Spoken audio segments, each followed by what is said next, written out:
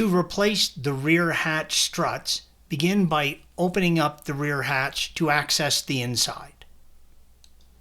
Use a trim removal tool to disconnect the driver's side inner trunk light from its housing, blue arrow. Disconnect the inner trunk light by pressing the release tab on the electrical connection, blue arrow. Use a trim removal tool to disconnect the cover of the rear trunk release actuator, blue arrow. Remove the two T20 Torx screws inside the handle of the trunk light. Pull open the panel on the hatch cover, red arrow. Remove the two T20 Torx screws inside the panel, red arrows.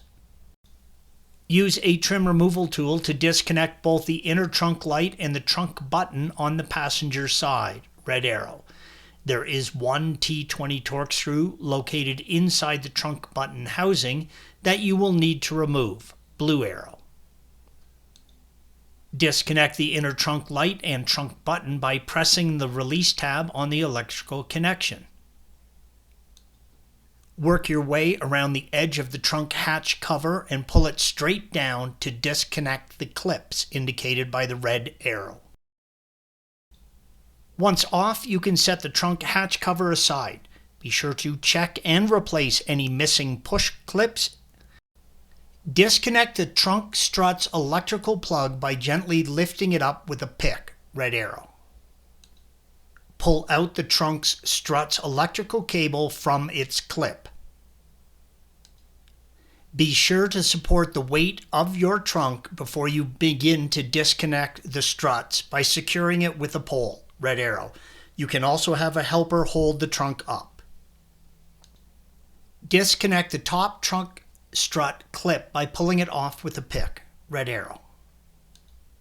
Disconnect the bottom trunk strut clip by pulling it off with a pick as well.